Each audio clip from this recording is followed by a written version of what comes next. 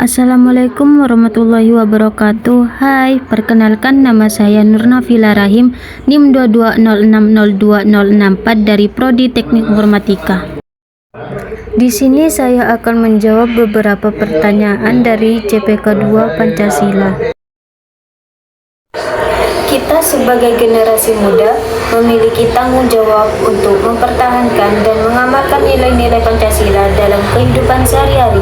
Dengan menghayati dan mengamalkan Pancasila, kita dapat mewujudkan masyarakat yang adil, makmur, dan berkeadilan.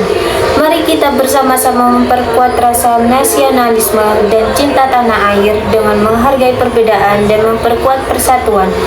Kita juga harus selalu mengingat bahwa Pancasila adalah dasar negara Indonesia yang harus dijunjung tinggi dan dijadikan pedoman dalam bertindak.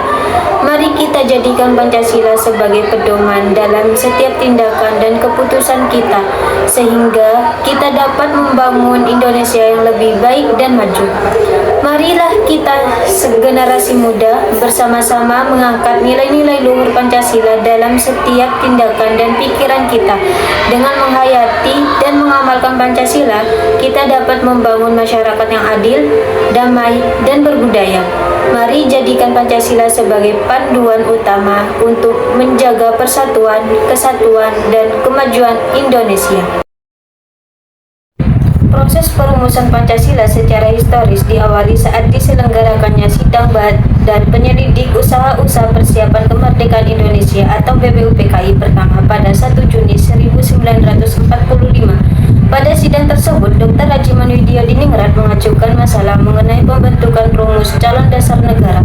Kemudian, melalui serangkaian diskusi dan perumusan, lahirlah Pancasila sebagai dasar negara Indonesia.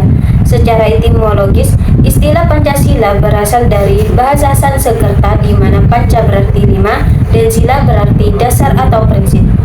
Secara terminologi, Pancasila dapat diartikan sebagai 5 dasar negara, yaitu ketuhanan yang Maha Esa, kemanusiaan yang adil dan beradab, persatuan Indonesia, kerakyatan yang dipimpin oleh hikmat kebijaksanaan dalam permusyawaratan atau perwakilan, dan keadilan sosial bagi seluruh rakyat Indonesia.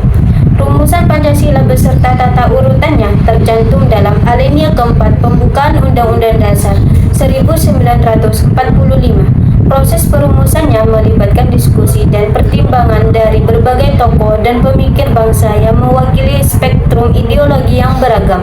Setelah melalui serangkaian perdebatan, kesepakatan pun dicapai dan Pancasila kemudian dijadikan dasar negara Indonesia dalam sidang-sidang BPUPKI dan PPKI pada tahun 1945. Penerimaan Pancasila sebagai ideologi bangsa Indonesia melibatkan beberapa faktor sosiologis yang menjadi landasan kuat. Yang pertama, keragaman kultural. Pancasila menyatu dengan nilai-nilai tradisional Indonesia yang kaya dan beragam.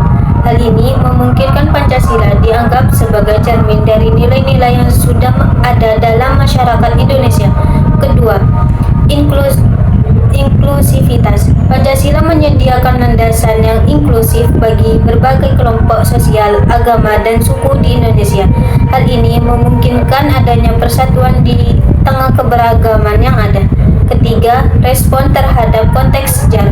Pancasila direspon sebagai solusi atas berbagai konflik sosial, politik, dan ekonomi yang dihadapi Indonesia pada masa kemerdekaannya.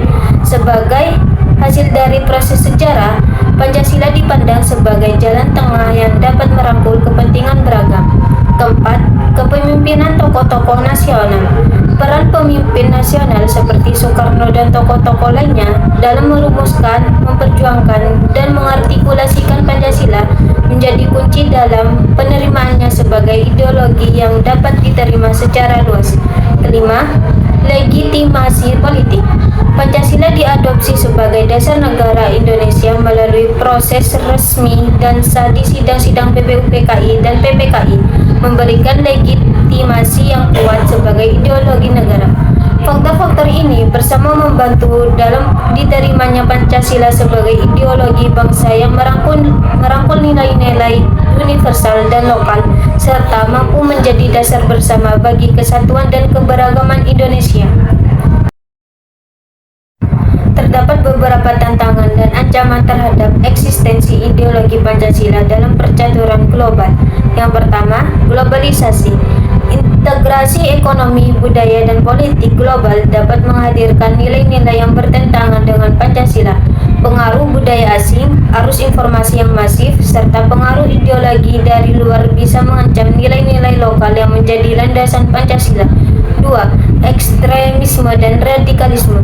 Ideologi ekstremis dan radikal baik dari dalam maupun luar negeri dapat menjadi ancaman terhadap prinsip-prinsip Pancasila yang menekankan persatuan, keragaman, dan keseimbangan. Yang ketiga, ketidaksetaraan sosial dan ekonomi. Kesenjangan sosial dan ekonomi di Indonesia dapat mengganggu prinsip keadilan sosial yang menjadi bagian dari Pancasila. Ketimpangan ini bisa memunculkan ketidakpuasan dan ketegangan sosial. Keempat, korupsi dan kepemimpinan yang tidak berkualitas. Praktik korupsi dan kepemimpinan yang tidak berkualitas bisa mengancam penerapan nilai-nilai Pancasila, terutama dalam hal keadilan, demokrasi, dan kesejahteraan rakyat atau masyarakat. Yang kelima, pengaruh ideologi asing. Pengaruh ideologi dari luar yang tidak sejalan dengan nilai-nilai Pancasila bisa merongrong penerimaan masyarakat terhadap ideologi nasional. Menghadapi tantangan ini, penting untuk memperkuat pemahaman, pengalaman, serta penerapan nilai-nilai Pancasila dalam segala aspek kehidupan. Upaya penguatan melalui pendidikan, pembangunan karakter, perbaikan sistem politik, dan pemberantasan korupsi menjadi kunci untuk menjadi eksistensi dan relevansi ideologi Pancasila di tengah dinamika global. Sekian penjelasan dari saya mengenai pertanyaan-pertanyaan yang diberikan. Wassalamualaikum warahmatullahi wabarakatuh.